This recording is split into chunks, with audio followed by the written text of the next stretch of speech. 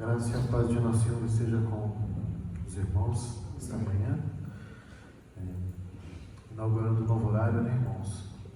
Que o Senhor, então, abençoe nossa disposição de adorar a Deus um pouco mais cedo. Peço que vocês abram mais uma vez em Mateus 6, vamos ler o versículo 13, a parte A, tá? Ele tem duas partes, o versículo. Nós vamos ler só a parte A mesmo. Geralmente a parte B ela está em colchetes. Talvez na sua Bíblia fique assim, colchetes. Aí na semana que vem a gente vai ver por que ela está em colchetes e vamos expor, se Deus assim permitir. Mas hoje nós ficaremos só na parte A, que não está entre colchetes, é a parte inicial, que é a última petição, que fala assim: e não nos deixes cair em tentação, mas livra-nos do mal. Vamos curvar mais uma vez nossas cabeças, vamos orar. Senhor, nós mais uma vez te agradecemos, a Deus, pela oportunidade que temos de louvar o teu nome no dia apropriado para isto. Nós pedimos a Deus que o Senhor nos instrua por meio da tua palavra, Pai, porque somos todos teus discípulos, ó Pai. Só tu és mestre entre nós. No nome de Jesus nós oramos, amém. Irmãos, nós estamos então na última petição do Pai Nosso, naquele bloco que nós aprendemos que é o bloco referente às nossas necessidades. Vimos que as três primeiras petições estão relacionadas ao nosso relacionamento com Deus, a colocar o reino de Deus em primeiro lugar. O que é que isso significa? Colocar o reino de Deus em primeiro lugar significa, por exemplo, quando você for orar, você colocar as coisas de Deus também em primeiro lugar em suas petições. Por exemplo, que antes de qualquer coisa, antes que você peça qualquer coisa, sabendo que é lícito você apresentar diante de Deus qualquer petição, que a oração, ela quanto mais sincera e franca, melhor. É isso que a gente aprende com os salmistas. Mas antes de tudo, que a gente peça que o nome de Deus seja santificado. Foi isso que a gente viu. Para depois pedir pelo reino dele, pelo domínio, e também para que o plano dele de redenção se consuma, né? E tudo que é mal, tudo que é triste, tudo que é morte, possa realmente ter um fim, conforme ele mesmo nos promete. E depois nós pedimos para que seja feita a vontade do Senhor, também na história, mas também na nossa própria vida. Para aí depois nós apresentarmos diante de Deus aqueles pedidos que são relacionados àquilo que é do nosso interesse. E esses três pedidos últimos do Pai Nosso, eles, digamos que de maneira geral, englobam todo e qualquer pedido que você vier a fazer na sua vida inteira. Primeiro você pede pelas suas necessidades físicas, né? Então você pede pelo pão nosso. E esse pão nosso aí está incluso tudo, irmãos. É quando você pede por saúde também, né? Você pede por trabalho, por sustento em todas as áreas da tua vida. Aí depois você pede por perdão, que foi o que vimos semana passada. Você pede perdão pelos seus pecados, sendo que esse pedido tem uma particularidade. Qual é? A de que esse pedido está vinculado a um compromisso que você faz também diante do Senhor de também perdoar. Assim como você é perdoado, você também perdoa. É um compromisso que você assume. Porque orações também são oportunas para isso, para você assumir um compromisso diante de Deus. E agora vem o último pedido, que é do nosso maior interesse, que é o de que o Senhor nos proteja. É um pedido por proteção, por livramento, né? Mas é um pedido bem mais especial, digamos assim, do que o que costumamos pedir. Geralmente pedimos livramentos e proteção para acidentes, né? Coisas desse tipo. E é muito bom que a gente peça mesmo, porque é o Senhor que nos protege e com certeza ao longo dessa semana nos livrou de coisas que a gente nem imagina. Né? Não sei se vocês já viram, provavelmente já, algum vídeo viral de internet mostrando que um acidente, por exemplo, poderia acontecer com uma criança e de repente a criança consegue se safar, né? Mas a criança está ali alheia, nem imagina que ela poderia ter tido o pescoço quebrado, um grave ferimento, mas ela recebeu um livramento ali, por um milagre, ela não se acidentou. Da mesma maneira, de fato, acontece conosco com relação à proteção física ao longo da semana. Mas esse pedido de proteção, ele é muito mais amplo, muito mais abrangente do que apenas pedir por proteção física. Ele pede por uma proteção espiritual, que prepare o nosso espírito para dias maus. É sempre bom lembrar, irmãos, que nós estamos de alguma maneira em guerra. Não uma guerra contra a carne. Esse talvez seja o erro de muitos cristãos, talvez, especialmente no Brasil, mas no mundo, de pensar que a sua guerra é contra outras pessoas. Não é. A sua guerra é contra as potestades do ar, contra os principados, ou seja, contra poderes do mal. Poderes do mal que não só atuam externamente, né, mas atuam internamente, dentro de nós também. E é com relação a esta guerra que nós precisamos urgentemente pedir proteção. Pedir que o Senhor seja por nós. E esse pedido está dividido em duas cláusulas, em duas partes também.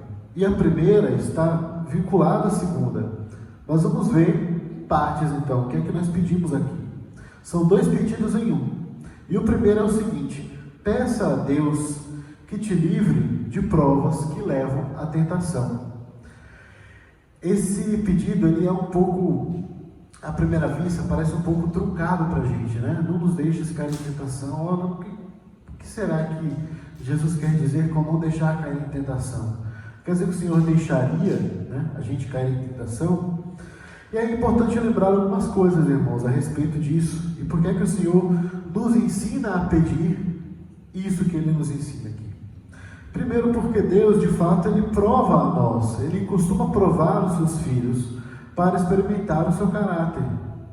Para que os seus filhos tenham consciência de que, em que estágio no seu progresso de santificação eles estão. Para que aquilo que está dentro do nosso coração seja revelado. Porque repare, numa situação muito confortável de vida, quando tudo vai bem, é muito mais fácil ser uma boa pessoa.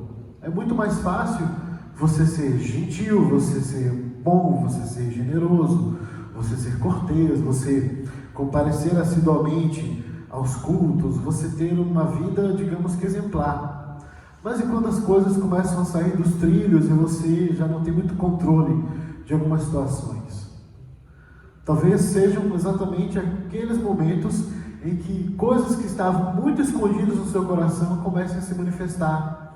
Ansiedade, nervosismo, ira, falta de fé.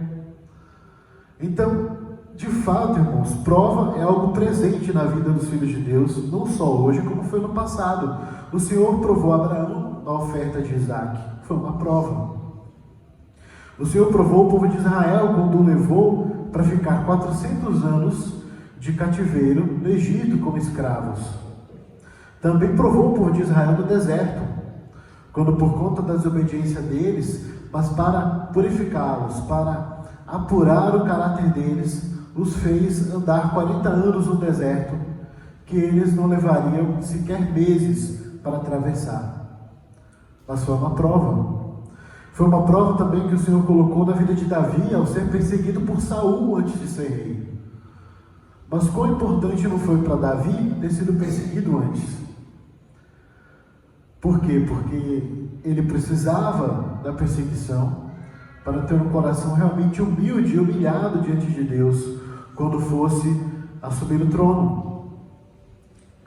Então, provas, de fato, elas são importantes na vida daqueles que são filhos de Deus. Deus provou Jó, que talvez seja a prova mais dura que nós temos conhecimento, porque Jó era um homem justo diante de Deus, íntegro, e que o Senhor permite, dá autorização a Satanás para mexer na vida de Jó, para provar o coração dele, para provar o que havia no coração de Jó.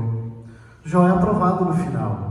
Jó é uma coisa inédita, irmãos, assim, não aconteceu nada parecido com Jó na história, mas de fato é uma prova para nós de que o Senhor realmente prova os seus.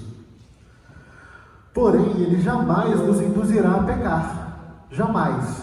Jamais o Senhor nos prova na intenção de nos causar queda, na intenção de que nosso pecado, na intenção de que a gente cometa pecado, mas a intenção de que aquilo que está dentro do nosso coração, que já está lá, fique exposto para o nosso benefício. Jamais o Senhor prova para nos fazer mal, mas nos prova para fazer bem. É estranho de fato, né? Pode parecer à primeira vista isso, de que o Senhor nos provar, mas isso ser uma coisa boa. É uma coisa boa o Senhor, por exemplo, nos fazer passar por privações, nos fazer passar por contrariedades, coisas que nos deixam desapontados. É bom porque aí nós saberemos nós mesmos o que de fato está dentro do nosso coração e poderemos prosseguir em santificação, pedir perdão de pecados que talvez a gente nem sabia que ainda estavam dormindo lá dentro, mas precisavam ser confessados. Reconhecer a nossa fraqueza diante das situações, especialmente aquelas que nós não controlamos. Então a prova nesse sentido ela é boa, porque o Senhor jamais nos provará na intenção de nos fazer pecar. Mas aí há uma questão, a de que mesmo assim o Senhor nos ensina uma coisa interessante, nos ensina a pedir a Deus para que situações limite, situações de teste, que testem nossa fraqueza, sejam evitadas. É muito curioso isso, apesar das provas serem boas, no sentido de que provam o nosso caráter, nos experimentam, e depois da prova geralmente ficamos mais maduros, o Senhor mesmo assim nos ensina uma coisa: olha, quando forem pedir ao Senhor por todas essas coisas que vocês devem pedir, por alimento, por perdão, também peçam para que Ele te livre de provas que podem resultar numa exposição grande da sua fraqueza. Cair em tentação, então, significa isso. Significa que as provas, elas podem nos colocar numa situação limite tal que resulte de fato no pecado. Isso pode acontecer. Então você já de antemão, sabendo que o Senhor pode te provar, você ora com sinceridade: Senhor, me livra da prova. Isso não é covardia, irmãos, de maneira alguma pedir para não ser provado. O Senhor Jesus mesmo nos dá esse exemplo de humildade, de humilhação no Getsemane, quando Ele mesmo pede para que aquele cálice fosse passado, Ele não precisasse tomar o cálice da ira de Deus que estava preparado para Ele na cruz. Ele ora por isso. Ele ora sabendo que a provação seria um momento muito terrível. Se o Senhor, que é o nosso Mestre, que é Deus, que foi perfeito, ora pedindo para que não lhe venham provações, quanto mais nós. Então não é de alguma maneira coragem a gente esperar ou se expor a provas, se expor a tentações. Muito pelo contrário.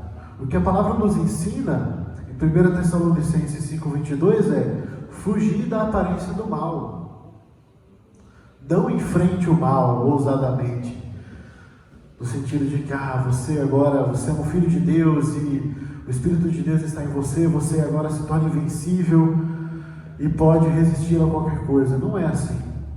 O Senhor, por exemplo, quando fala com os discípulos nessa noite do Getsemane, e os seus discípulos que Ele chama para orar estão dormindo, Ele vai e reclama com os discípulos e fala: olha, o Espírito está pronto, mas a carne é fraca.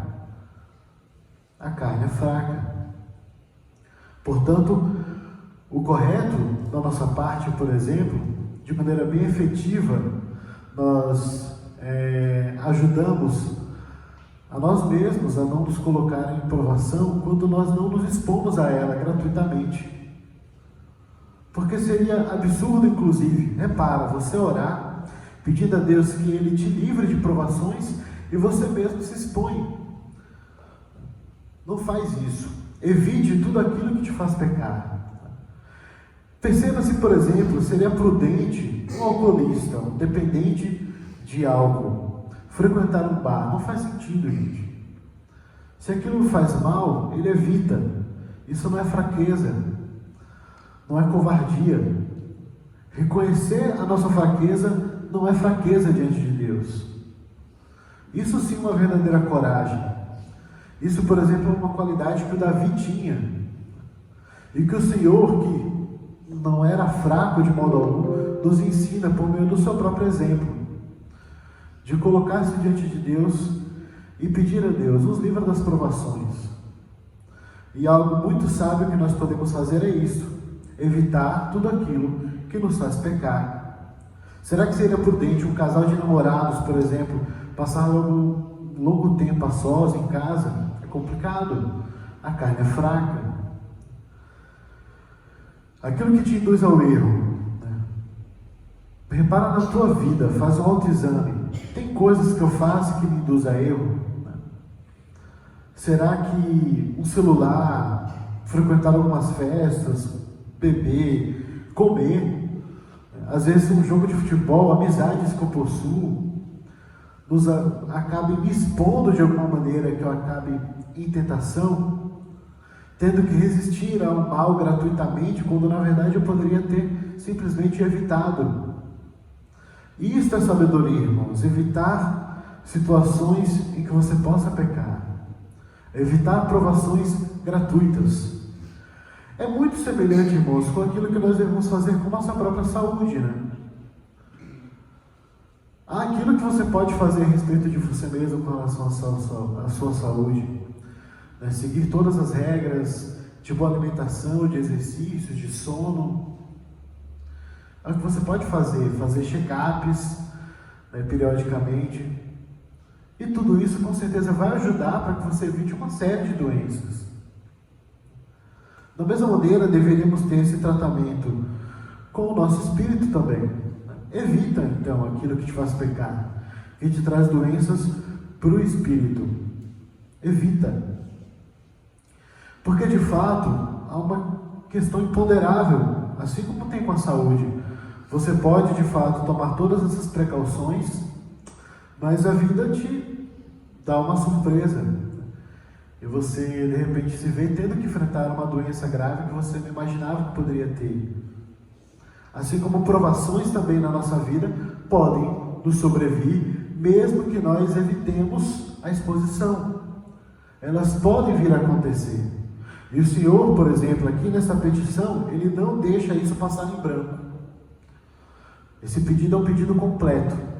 Se na primeira parte do pedido nós pedimos a Ele: não nos deixes cair em tentação. Senhor, não nos deixe entrar em provas que podem nos fazer pecar. Contudo, e aí ele coloca isso com uma expressão muito forte, esse mas aqui ele é muito forte.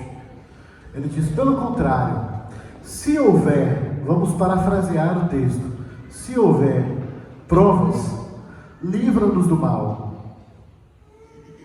Porque se Deus mesmo assim quiser te testar, haverá saída então? Há uma saída para nós quando o Senhor quer nos testar? E é isso que Ele nos ensina agora nessa segunda petição dentro desta petição. Peça a Deus então que te livre do poder do mal. Se houver de você ter que passar por provações, passar por aquilo que o salmista chama de vale da sombra da morte, peça ao Senhor então que te livre do mal. Ele jamais, irmãos, te provará além daquilo que você possa suportar. Jamais. Ele não vai nos dar uma tentação que não seja algo comum a qualquer ser humano, algo que pudesse ser suportável para qualquer pessoa. De modo algum, irmãos. Então, ora para Deus te proteger do mal, já é uma forma, inclusive, de estar fortalecido contra esses dias ruins.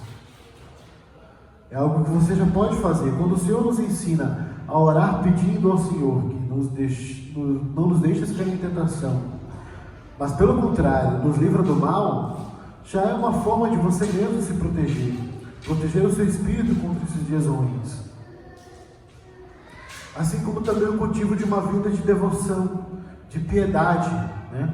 Como na teologia reformada, presbiteriana, se costuma falar, piedade tem esse sentido, não necessariamente o sentido de misericórdia, também é uma forma de piedade, mas piedade no sentido de devoção, de ter uma vida devocional, sua, pessoal, particular, exclusiva, você e Deus. É muito importante, irmãos, para que possamos estar de pé em momentos difíceis. Muito importante. É claro que também é muito importante congregar.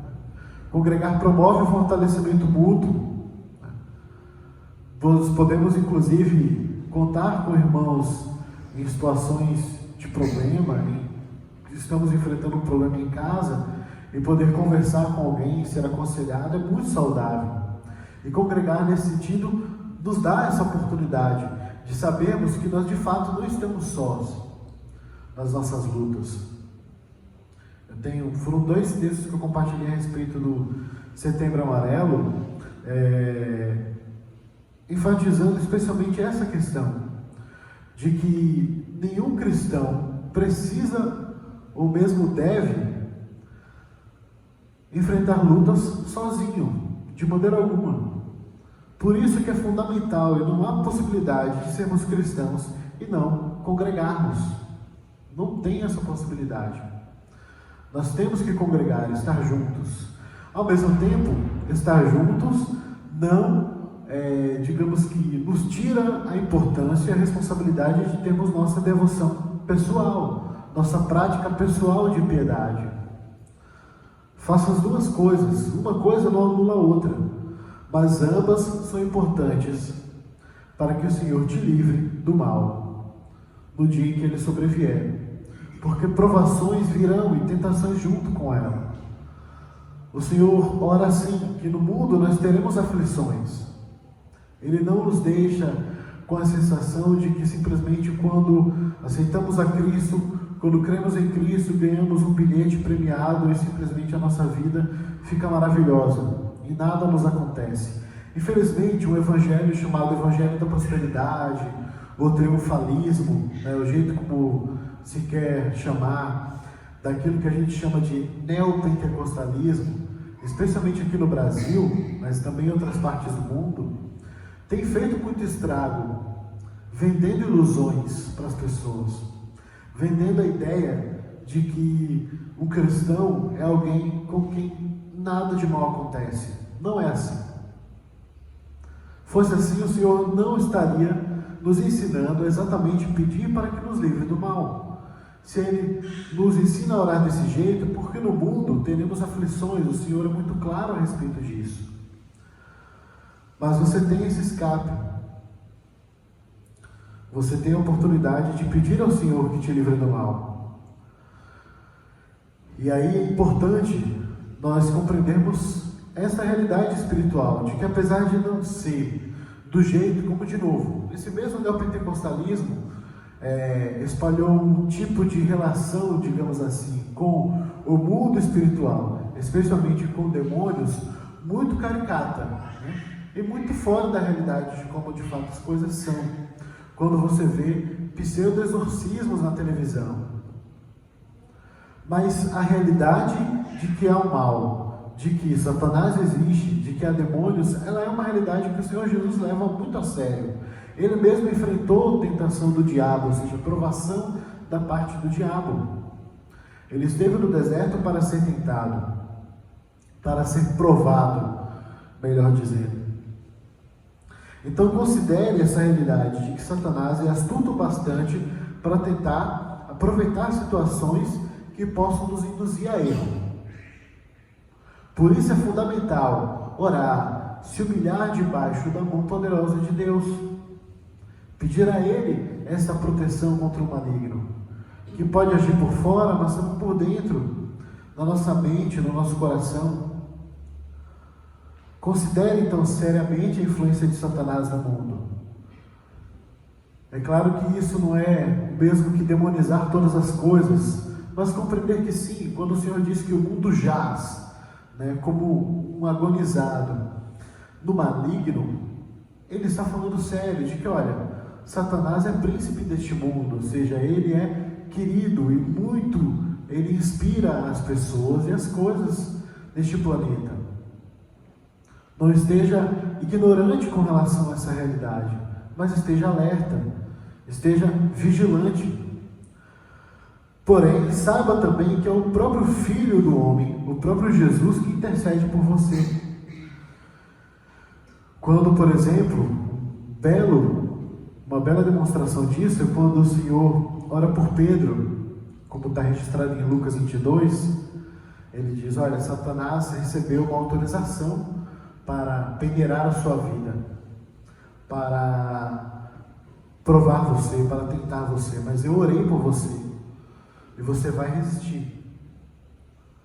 Irmãos, o que seria de nós sem a intercessão do próprio Jesus? Nós não resistiríamos, irmãos, não resistiríamos. Romanos 8,32 nos fala a respeito disso, de que Ele intercede por nós. Ele não só deu a sua própria vida, como Ele mesmo intercede por nós, junto a Deus Pai. Por isso que o apóstolo João, na sua carta, chama Jesus de nosso advogado. Ele nos defende. Então não há ninguém para quem de fato nós possamos recorrer que seja mais excelente para nos ajudar nessa luta que não é contra a carne, mas é uma luta que acontece sobretudo dentro de nós, no nosso interior. Uma luta contra o pecado, uma luta contra a influência do mundo. O mundo, não no sentido de pessoas ou do planeta, mas no sentido desse sistema no qual Satanás é príncipe. Portanto, irmãos, concluindo, lembra de vigiar e orar. São duas ações que nós podemos fazer, que nos inspiram essa petição. Vigiar, esteja atento então a todas as situações que podem ameaçar a tua integridade, podem te levar a pecar. O Espírito está pronto, como o Senhor fala aos discípulos, mas a carne é fraca. Então ele diz a Pedro e aos demais: vigiai e orai, vigiem, estejam alertas. Satanás age no mundo de maneira sorrateira. Quando você menos espera, a tentação está à sua porta. Então vigia. Perceba no seu trabalho que situações, por exemplo, podem te levar a pecar, ou na faculdade, ou em casa. Perceba, por exemplo, quando alguém fala algo que te acende a ira dentro do teu coração. Perceba as situações nas quais o seu pensamento pode ficar cheio de coisas que não agradam a Deus de maneira alguma. Perceba isso, irmãos. Reconhecer, fazer autoexame e reconhecer as nossas fraquezas, de novo, não é fraqueza diante de Deus. Ser sincero diante de Deus, de que nós somos fracos e carentes da força do seu Espírito, é uma força descomunal, irmãos. Nos dá força para termos capacidade de enfrentar qualquer dia ruim. Mas se tivermos reconhecimento disso, de que somos fracos e completamente dependentes do Senhor, da sua intercessão, inclusive, por nós. Vigia então, vigia, perceba aquilo que pode te fazer pecar. E ora, não confie na própria força moral e espiritual, mas se valha do poder de Deus para te livrar de todas as ciladas. Porque, irmãos, ainda que peçamos a Ele que nos livre de provações, é bem provável que elas virão. E se elas vierem, então que o Senhor nos livre do mal, nos livre de pecar e nos dê vitória nas nossas tentações, nas nossas provações. Vamos cantar agora nesse momento?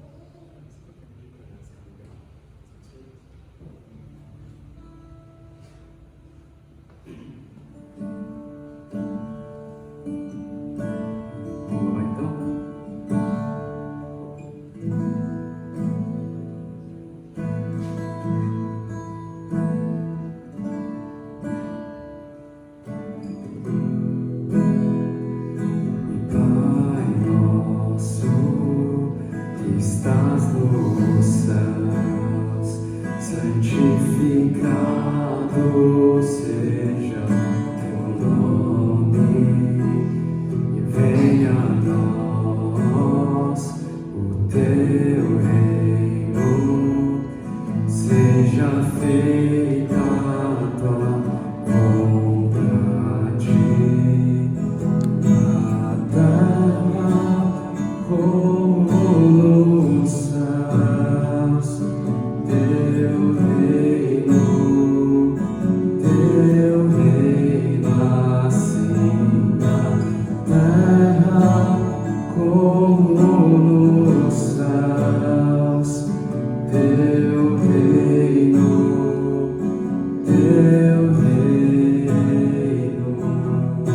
e vem. Canta mais uma vez, Pai Nosso. E Pai Nosso que estás nos céus, santificado seja teu nome, e venha a nós o teu reino, seja feita a tua vontade, na terra como nos céus. Teu reino assim na terra como nos céus. Teu reino vem. Teu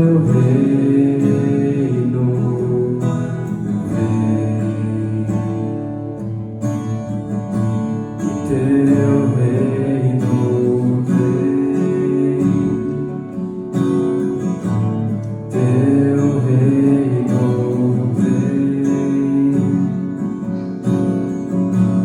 teu reino vem, pois teu é o reino, pois teu é o reino, teu é o poder.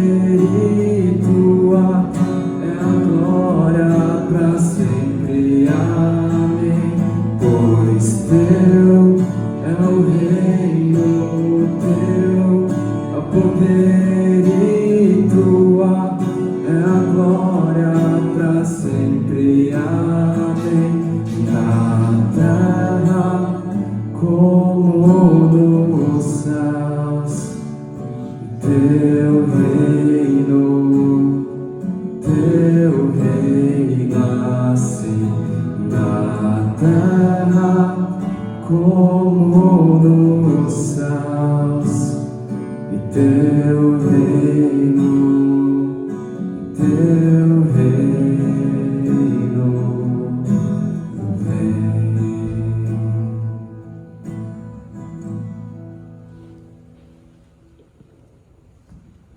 Nós oremos mais uma vez, nos curvamos nossas cabeças. Senhor, nós reconhecemos, ó Pai, a nossa fraqueza diante das provações, ó Deus. Nós te pedimos, ó Pai, que se o Senhor quiser, o Senhor pode nos livrar delas, de ter que passar, ó Pai, por elas. Senhor, nós não gostaríamos, ó Deus, de ser tentados, de ser provados, ó Pai.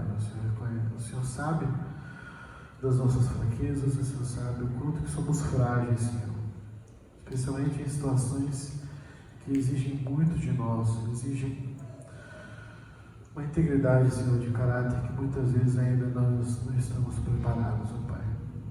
Por isso, ó Pai, nós te pedimos também, fortaleça o nosso espírito, ó Deus, completa, Pai, em nós a obra de santificação, nos faz, ó Pai, mais parecidos com Jesus, e se for da tua vontade, Senhor, usar de provações para que possamos ter o nosso caráter experimentado, possamos ser aperfeiçoados, ó Deus. Que assim seja, Pai. Então nos ajuda e nos dá vitória, Senhor, contra o inimigo, nos dá vitória contra o mal. Não nos deixe, Senhor, sermos agentes do maligno, mas nos faz, ó Deus, resistir nas tentações, para que o Teu nome, ó Deus, seja glorificado por meio da nossa vida, do nosso testemunho diante dos homens, diante dos anjos, diante de toda a realidade, ó Deus, da existência, quer material, quer espiritual. Ó Deus, assim como foi na vida de tantos outros homens e mulheres do passado, nos fortalece, Pai, no dia das nossas provações. Ó Senhor, nós não temos aqui clamar, ó Pai, nesses dias senão a Ti. Então nos ajuda, Deus. Dá-nos força, Pai. Nos fortalece, no nome de Jesus, aquele que foi vitorioso sobre o pecado e sobre a morte. Amém. Irmãos, que o Senhor nos abençoe e tenha uma boa semana.